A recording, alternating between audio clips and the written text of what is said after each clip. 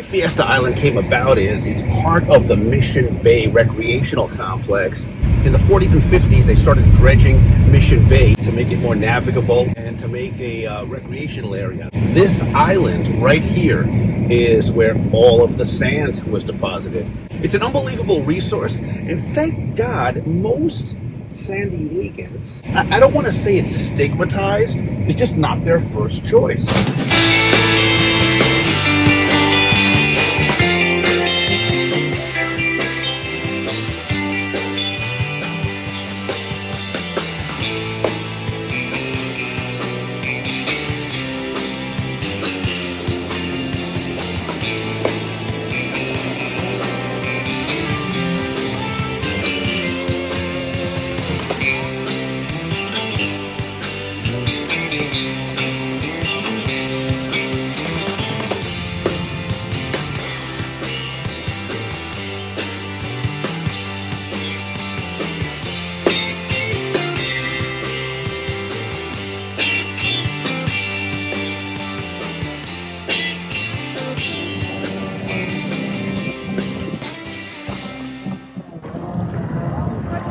So today we are going to the most understated beach spot in San Diego. All these beautiful places that San Diego is known for.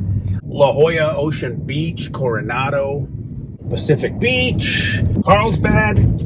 This is also a really, really beautiful place. It's just not on the radar. Not that popular. Pacific Beach and Mission Beach are absolutely packed right now, even on a Tuesday or a Wednesday. You can do things here you can't do on any other beach in Southern California.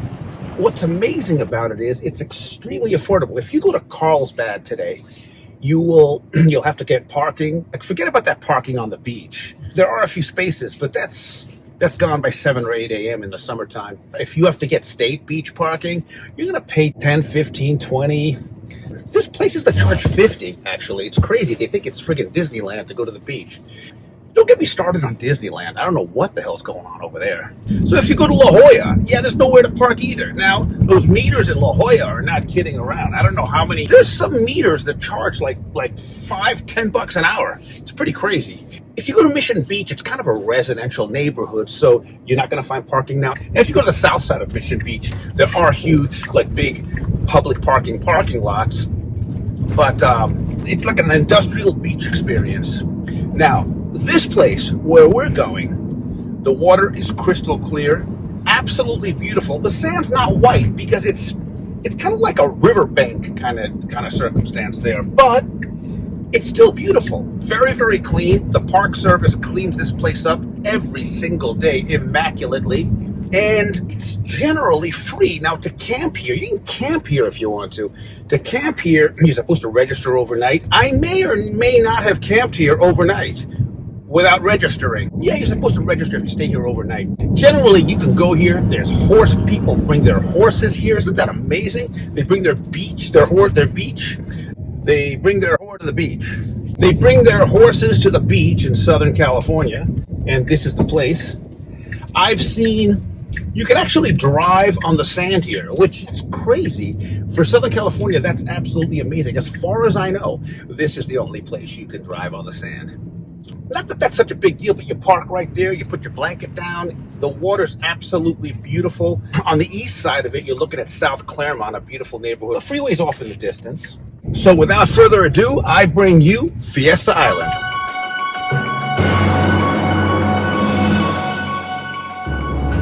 By the way, this land bridge is the only way in or out of here.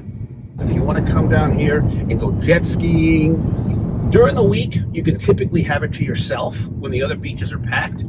The way Fiesta Island came about is it's part of the Mission Bay Recreational Complex. In the 40s and 50s, they started dredging Mission Bay to make it more navigable and to make a recreational area. This island right here is where all of the fill was deposited, the sand, and some of it's like 15, 20 feet high. But this happened over a 15-20 year period.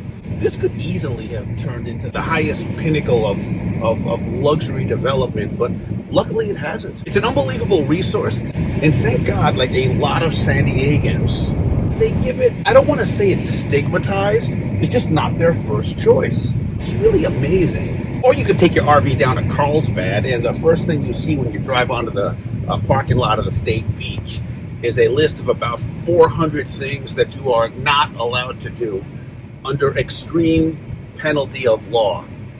July, it packs pretty good. It's not that well kept a secret. Most San Diegans don't come here. You see people from Arizona here. You do see some San Diegans here, the smart ones. It's just an incredible value. Where else can you drive your camper right to the sand? The beach is 50 feet away in Southern California and pretty much always get a space. It's pretty amazing, except for the major holidays. People from all over come. As far as I know, this is the only beach in Southern California where you can drive on the beach. If you happen to know of any other beach in Southern California where you can drive on the sand, leave me a comment.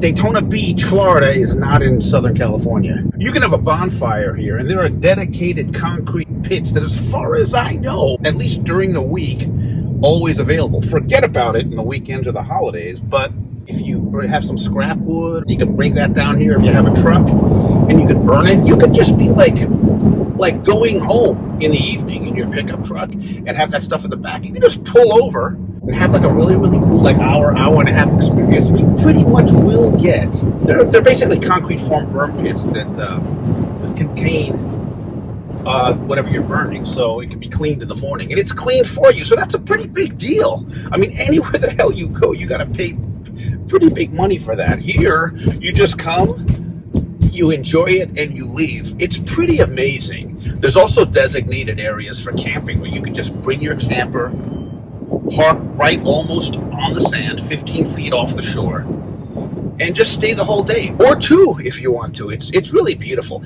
I have never ever seen somebody down here like checking for overnight passes or anything else. I have seen police down here, but unfortunately you see that everywhere now.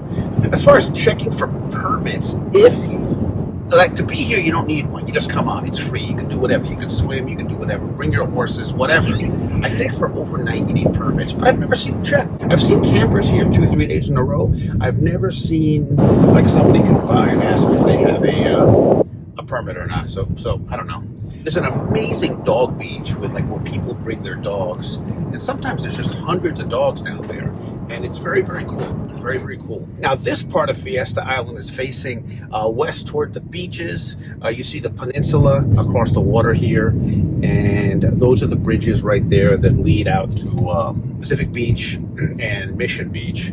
There's areas designated for windsurfing, but really, if you just want to have a great time, I mean, it's a pretty big deal to go to Pacific Beach or Mission Beach if you don't live there. And if you live there, it's a bigger deal. You probably enjoy it more if you don't live there. It's kind of a big deal because you got to park, you got to then walk over to the beach. There's usually 3 parking lots between there.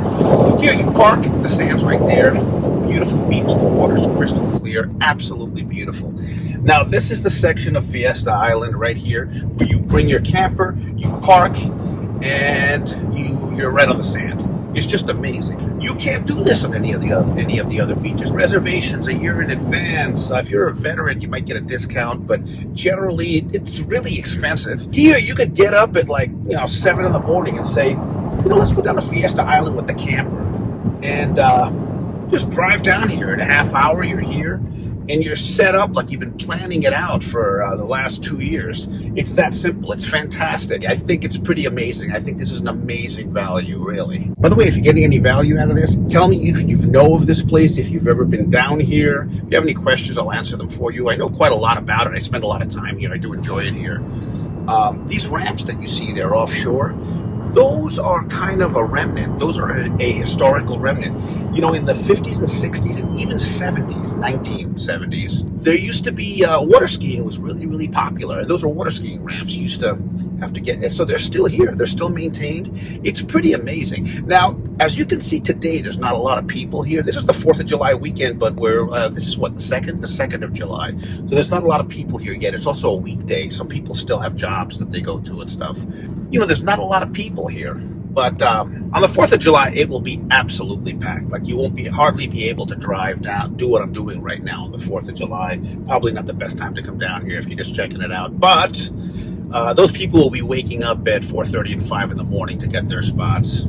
So here we are approaching the area with the burn pits. You just come here, you bring your material for burning, and you can have a fire, a bonfire. And it's really amazing because sometimes it gets really, really messy. There's a lot of people here, so it gets messy. It's like a park, like any park. But it's in the morning, it is absolutely spotless. This place is maintained unbelievably well. Just the funds to maintain it don't come from here. They're definitely coming from somewhere, from everywhere else. So this is an amazing value. The people that use this place use it for free, basically. By the way, this is what one of the burn pits look like right here. So you just pull up, you have it to yourself, you do whatever the heck you want to do. As you come in here, this area is designated for jet skis, and you can just bring your jet ski back up straight to the water. You don't even need a boat launch. You just back up to the water and just pull it out off the shore and just literally just drive off. And there's another area on the other side as you exit the island. It's the same thing, designated for jet skis. It's pretty huge. There's a lot of area here. By the way, that island that you see right there offshore, that's very, very cool to go and explore. And you can swim there. I've swum there many, many times. It's very, very cool. You do need to bring like some like flip-flops or something, because otherwise it has natural banks and stuff, a lot of vegetation. It's not a shag carpet, you know what I mean? Like the surface of the island's natural, it's nature. By the way, there's bathrooms here everywhere. They're porta potties. They're kept very, very clean. I think they're cleaned like every day or two. This place is really, really, really cool. I love it. I'm glad it's not that popular, you know. I love running down here, and I've started running again lately. I like to run around people.